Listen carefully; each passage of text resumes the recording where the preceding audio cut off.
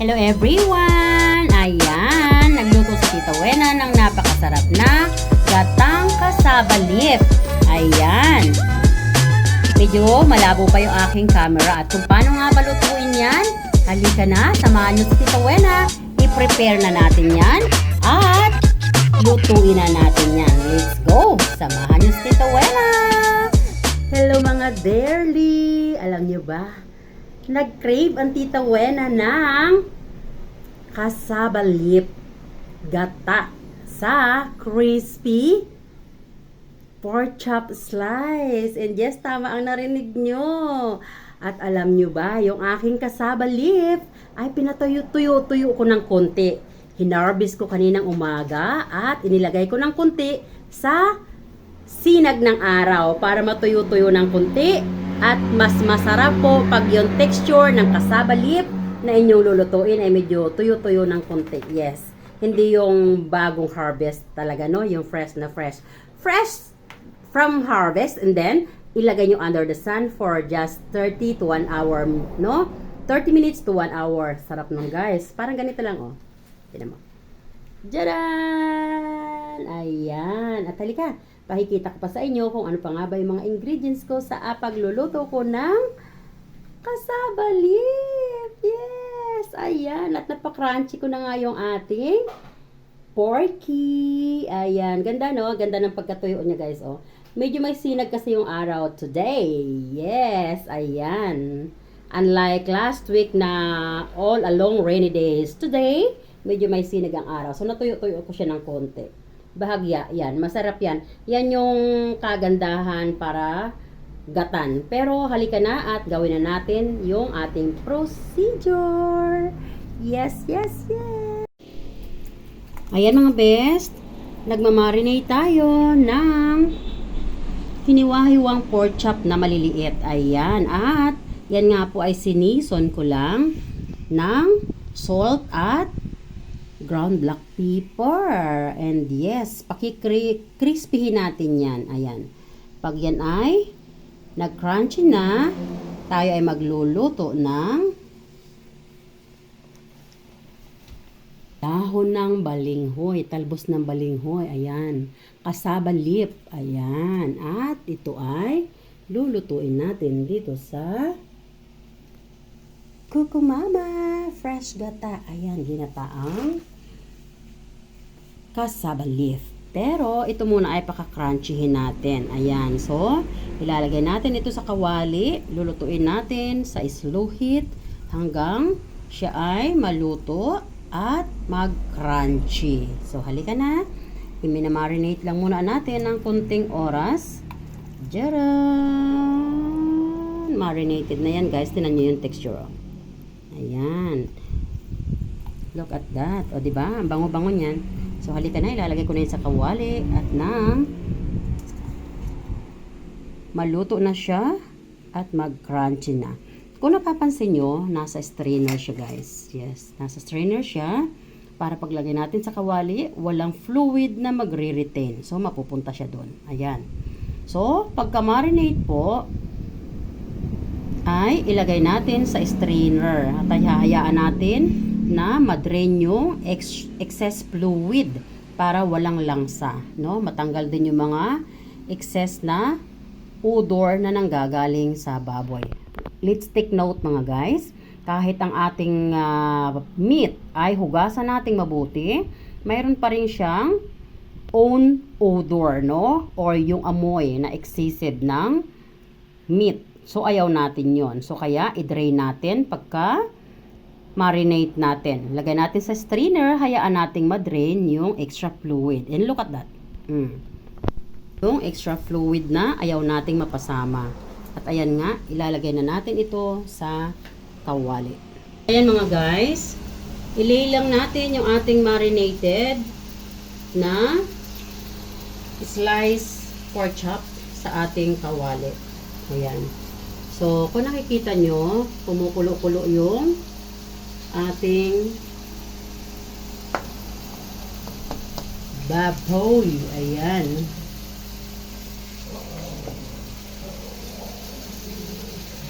Guys, sa pagluluto ng pork na to, sa pagpapakrunchy ha, Actually, pwedeng wag mong lagyan ng oil. Pero meron siya kasing dating oil dyan dahil nagluto rin ako ng pork chop na slice din. So, binawasan ko lang yung oil at doon ko siya niluto. Pero, by rights, pwedeng wag mo nang lagyan ng oil dahil yan ay may sariling oil. Yes. Ayan. So, dahil ako ay marami pang gagawin, hihinaan ko lang muna yung apoy. Very, very low heat at tatakpan ko yan. Yes. By the time, bago ako matapos ng aking ginagawa, hahaluin ko yan para maging balance yung kanyang pagkaluto. At pag naluto na, saka ako naman hahaluin ulit para naman maging crunchy. Diyan lang kayo para makita nyo yung aking methods ng pagluluto. Yeah, stay! So, ayan nga mga guys. Haluin na natin yung ating pork meat. Ayan. At pagkahalo natin ito, so nakita nyo lumabas na yung kanyang mga oil. Diba? Dumadami na dumadami ang mga oil. Kaya I tell you guys, no need to put so much oil dahil meron siyang sariling oil. And then, ayan. So, ipa-flat ko lang ulit yan dyan. And now, I will begin to cover them. Ayan. So, kukuberan ko na yan. At ilalagay ko sa very, very low heat. Para mas ma-extract pa yung oil. Para pag inilagay natin dun sa ating cassava leaf na gagata natin, hindi siya masyadong oily. No? Ayan. Bango guys. Test. Takpan na natin. Ayan, flowers for you. Roses for you. So, ayan guys, hinaan na natin yung apoy. Lagyan natin sa very, very low heat. So, ayan mga best. Una, ang ating cassava leaf ay tanggalin lang natin yung ganyan.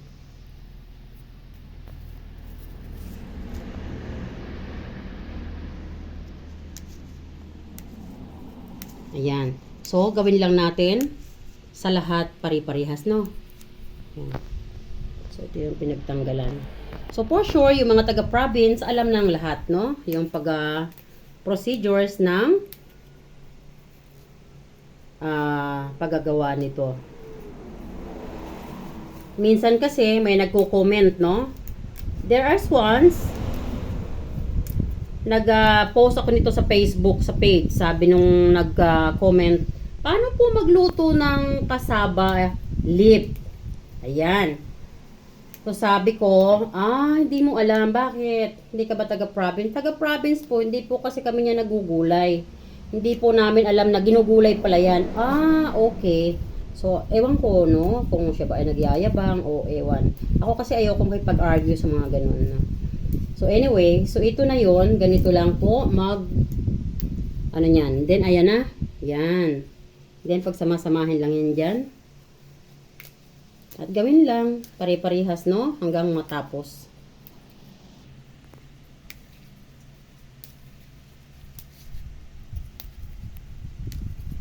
Sinasama ko na lang to guys. Sayang kasi. Ayan. Pero yung iba, hindi nila yan sinasama. Sabi mapait daw, hindi naman. Tinry ko na ng maraming pieces, hindi naman. Sayang kasi. Nung nasa abroad pa nga ako, yung mga ganito, binibili namin. Minsan may mga amag na, no? Pero dahil syempre, mahal yon pag binibili namin sa Filipino store. So may mga amag-amag na, niluluto pa rin namin. Pinakukuluan lang namin. O, diba? So, nandito tayo sa Pilipinas. It's so fresh. So, let's not wasted.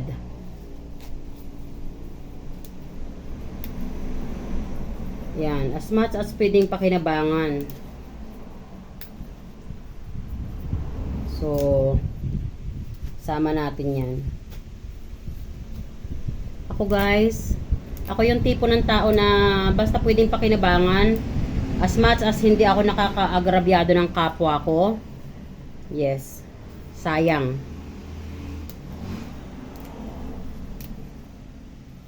masyadong gamit sa akin yung salitang sayang yan, sayang yan, sayang pa yan. Yes.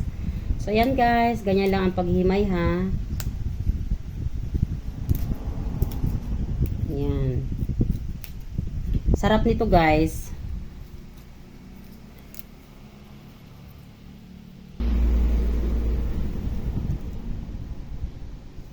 Ayan mga guys, pagkatapos nga nating himay-himayin, ay hihiwa-hiwain na natin ngayon. Ganyan.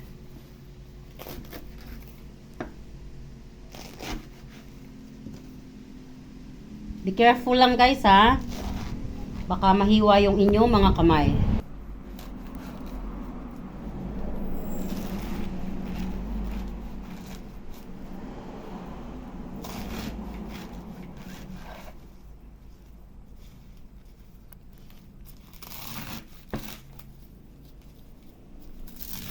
Ayan.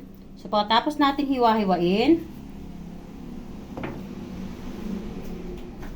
mga guys, matapos nating hiwa-hiwain ang ating cassava leaf, ilagay natin sa malinis na tubig.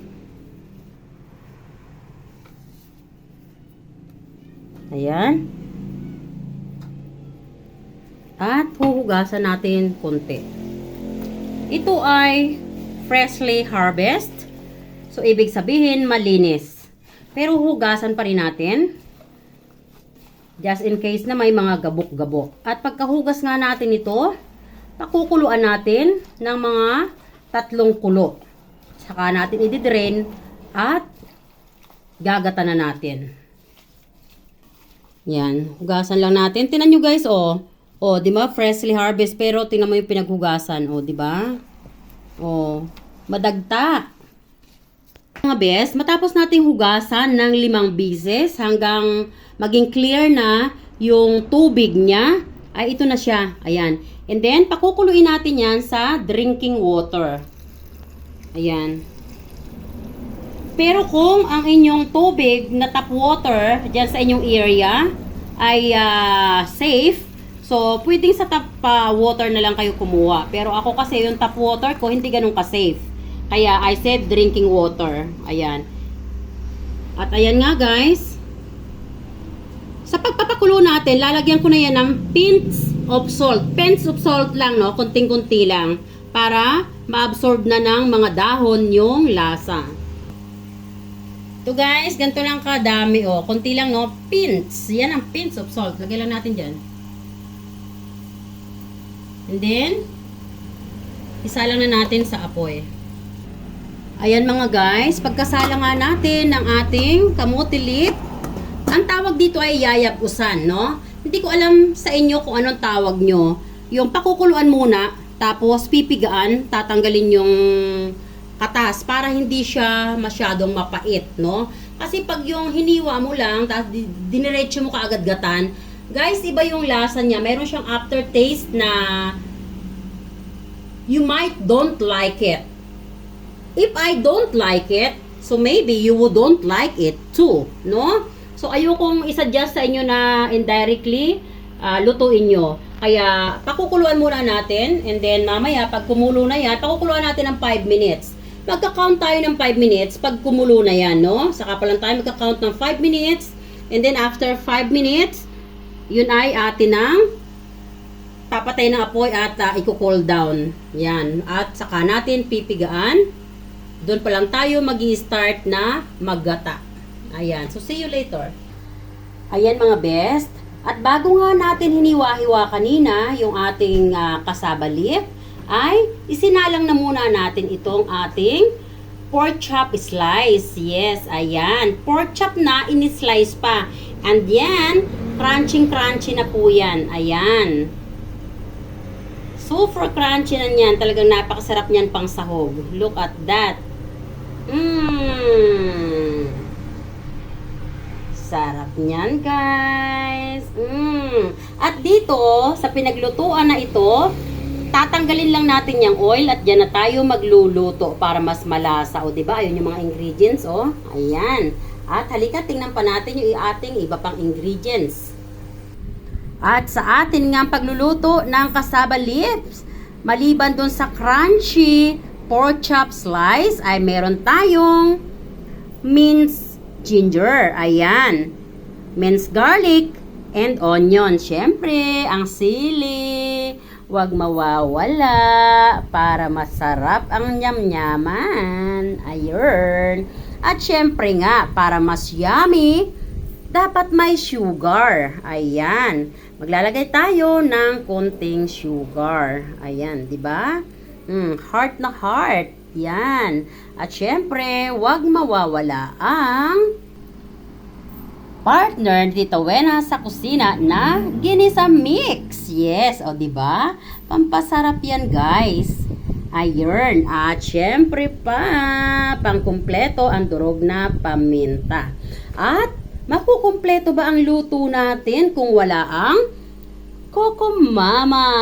Ayan. Kukumama, unang piga, fresh gata. Ayan. Kukumama, bikini man. Ayan. Wina TV is waiting. And also, ginisa mix. Bikini man. Wina TV is waiting. Ayan. So, pinakita ko na sa inyo ang ating mga ingredients. Hintay lang natin na kumulo yung ating pinakukulo na cassava leaf at magigisa na tayo. Proceeding sa paggagata ng ating lutuing masarap. Ay, kumukulo na. Ayan, haluin lang natin para yung salt sa ibabaw ay mag-mix. Ayan. So, another 2 minutes. I-off na natin yung fire at i-drain na natin yan. Pagkatapos nating i-drain at i-cool down, pipigaan natin para mawala yung excess na fluid. Para pag niluto natin mamaya sa gata, talagang super delicious. Ayan guys! Last 1 minute! Pwede na nating i-off ang fire. At ma-i-dry na natin yan. Ayan mga best. Okay na yan. Patayin na natin ang fire. Ayan. Halika na. I-dry na natin. At para ma-cool down na. So ayan mga best. Matapos nating pakuluan na 5 minutes. And then, i-drain. Pagkatapos i-drain, ay hugasan ng isang hugas lang. I-air dry. Ito na ngayon yung ating cassava leaf. Oh, 'di ba? Ayan guys. Oh. So, ngayon ay ready na 'yan para lutuin naman sa gata. And once again, ang ating mga ingredients. Jaran! Crunchy pork. Ayan. At luya na minced or hiniwa-hiwang maliliit, garlic, onions, pinakita ko na to actually kanina sili, and then, ginisa mix, durog na paminta, kunting sugar, at, of course, hindi mabubuo ang ating cassava leaf na gata kung wala ang kukumama. Ayun, halika na, magisa na tayo. Mga best, like what I said earlier, binawasan lang natin yung oil na pinagprituhan ng pork at doon na tayo magigisa. Ilagay ang minced ginger. Pwede na rin ilagay ang minced garlic. Ganon din ang ating onions. Ayan. Haluin lang natin at hintayin mag golden brown. Bango. Super bango-bango, nakakagutom. Nagigisa pa lang tayo guys ha. Pero napakabango na. Ayan, dahil na golden brown na nga ang ating mga ingredients na ginigisa, pwede na nating ilagay yung ating cassava leaf.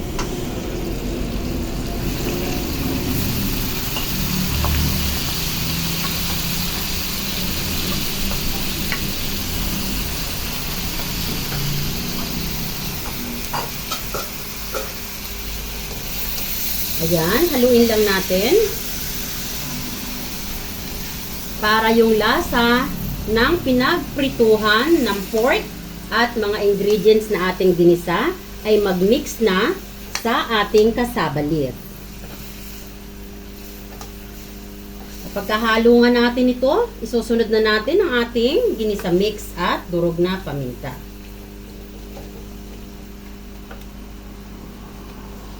Ayan, ilagay na nga natin ang ating durog na paminta. Kayo na lang ang mag-adjust kung gaano karami ang durog na paminta na gusto nyong ilagay. At syempre, ilalagay na rin natin ang ating pampalasa sa kusina ni Tita Wena, ang ginisa mix. Ginisa mix, bikini men, Ajinomoto. Ayan.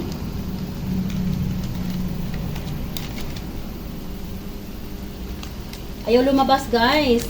Very stingy. Guys, hindi ganun karami yun ha. Mukha lang marami kasi kukunti yung, pakunti-kunti yung labas. Ayan, pagkatapos nga natin ilagay yung ginisa mix, lagay na rin natin ang ating sugar. Puso na puso yan. Puso ko para sa inyo. Yan, lagay na natin guys.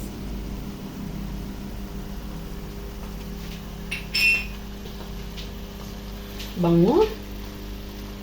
Yan. Haluin lang para mag-incorporate yung lahat ng ingredients na ating inilagay. And very soon, ilalagay na natin yung ating gata. Ayan mga best. After 48 years ng kulo-kulo, no. After another 7 minutes ng kulo-kulo, ayan, ay pwede na natin ilagay yung ating sili. Ilagay lang natin yan dyan. And then, pwede na natin ilagay yung ating crunchy pork. Yes, ayan. Huwag nating ubusin para mamaya sa ibabaw yung iba. And then at the same time, ilalagay na natin si kukumama. Yung ating kukumama. Kukumama, bikini men. Ayan, lagay na natin. Spread lang natin yan dyan para mas mabilis mag-absorb. Ayan.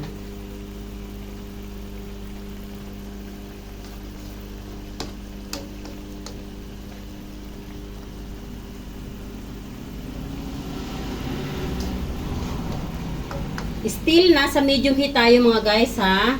Pag tayo ay naglagay na ng gata, huwag na nating ilagay sa maximum heat. Kasi po, natututong sa ilalim. Masisira yung texture ng ating niluluto. Ang sarap ng ating niluluto guys, sobrang bango. Wow. Grabe. Look at that. Yummy dabado. Yummy dabi.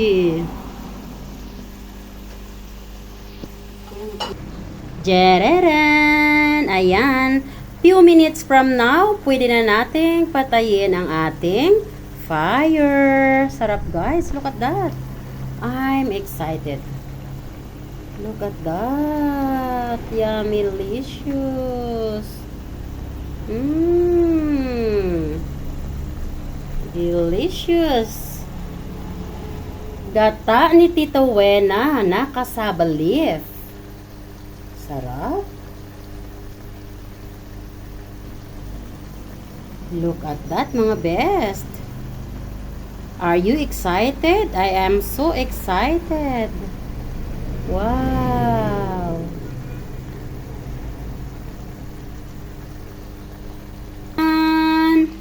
Sarap.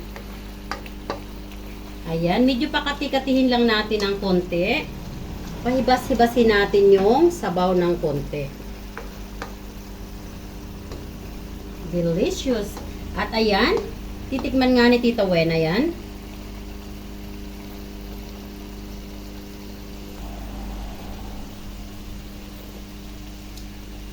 Sarap.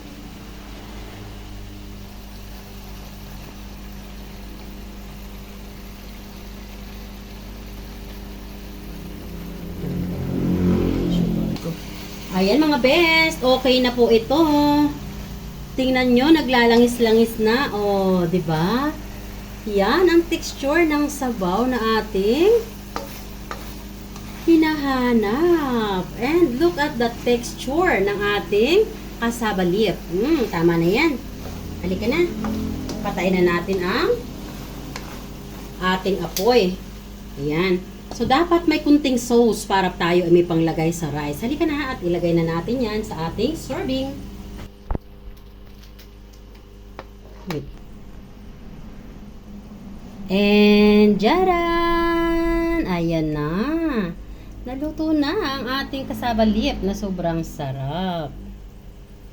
Wow! This is so good. Definitely delicious. Wow! I'm excited. Bango. Wow! Ang bango-bango guys. Talaga namang napaka-invigorating. At yung tinira nga natin na crunchy pork, ilagay natin sa ibabaw. So, that's the reason. Kaya hinati lang natin kanina yung ating crunchy pork. Para ngayon, meron tayong panglagay sa ibabaw. Ayan, sarap. Look at that. Ayan, mga best. Ayan, at naluto na nga ang ating napakasarap na cassava leaf. Gata ni Tita Wena. Ayan. At sa mga hindi pa nga po nakaka-subscribe sa aking YouTube channel, kung kayo ay napadaan sa aking YouTube channel, please consider subscribe and write down a little bit longer comment for my revenue. And please share the video. I love you all guys, and this is Tita Wena, and we are in Wena TV. Tita Wena always saying, don't forget to keep loving one another. And thanks for watching, everyone. Bye. God bless and advance Merry Christmas.